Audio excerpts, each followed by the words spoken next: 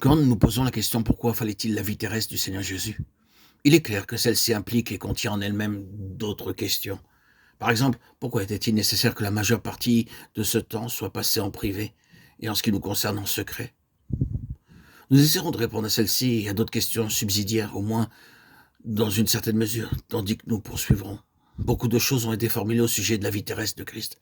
En général, dans le but de montrer que la personne de Jésus de Nazareth a existé et combien il était bon et supérieur aux autres en tant que docteur, ou au maximum pour montrer qu'il était plus qu'un homme.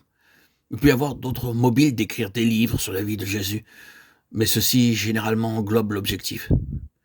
Bien sûr, considérant que Jésus est devenu une grande figure de l'histoire du monde, il est intéressant de savoir où il est né, où et comment il fut élevé, où il évolua dans le pays, ce qu'il enseigna, les miracles qu'il a accomplis, ainsi de suite. Tout ceci a fourni matière à beaucoup de discussions et de controverses. Les miracles ont fourni matière aux psychologues et son enseignement aux théologiens et aux doctrinaires. Mais lorsqu'on a dit ce que l'on peut dire et écrit tout ce que l'on peut écrire sur ces sujets, on peut n'avoir guère progressé au-delà de l'histoire humaine. L'histoire humaine comme telle fait beaucoup appel à l'émotion, à l'imagination, mais elle ne change pas le caractère. Quelque fascinante, frappante et touchante qu'elle soit, si vous en restez simplement là, vous avez arrêté net la véritable signification de la vie terrestre du Seigneur Jésus. La vie terrestre de notre Seigneur n'était pas destinée à de tels objectifs. Le rapport de sa vie n'était pas simplement destiné à nous fournir des données, de l'information et un sujet intéressant concernant un certain homme, si grand et si merveilleux soit-il, qu'il a vécu il y a tant d'années dans telle ou telle partie du monde, qui a dit et fait telle ou telle chose. Il n'est pas venu pour cela. Ce n'est pas du tout dans cette intention qu'il s'est trouvé ici-bas pendant un peu plus de 30 années.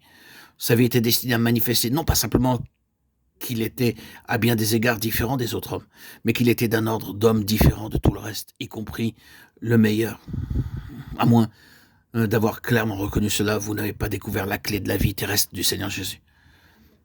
Il a rencontré quelques-uns des meilleurs types d'hommes de son temps.